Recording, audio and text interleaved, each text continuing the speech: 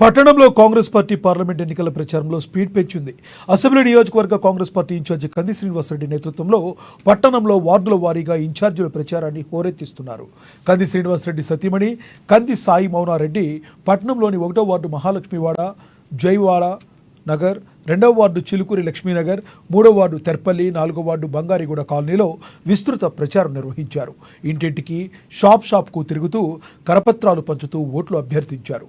Parliament అభ్యర్థి ఆత్రం సుగుణను గెలిపించాలని, చేతి గుర్తుకు ఓటేసి భారీ మెజారిటీ అందించాలని ప్రజలను కోరారు.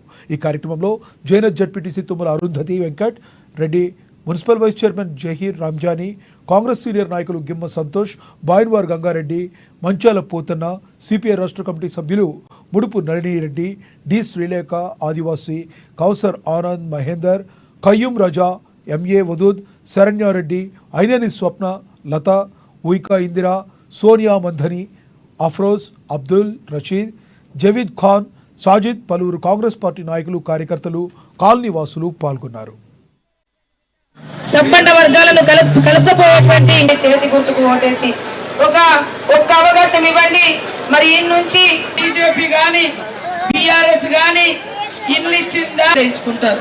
దయచేసి ఈ రోజు కూడా రేవంత్ రెడ్డి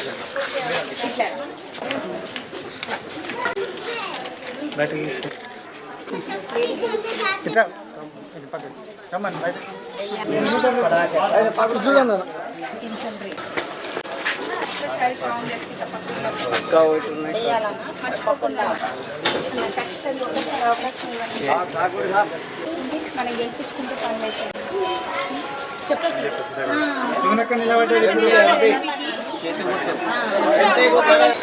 ఒక్క అవకాశం ఇవ్వండి సార్. మెయిన్ అయితే మన లేడీస్కి టికెట్ వచ్చిందాక ఒక్క అవకాశం సుజనకు ఒక అవకాశం ఇవ్వండి సార్.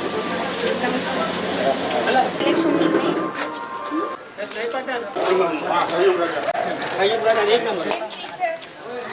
ఎలక్షన్ టైంలో మర్యాదలు చేస్తారు మీరు.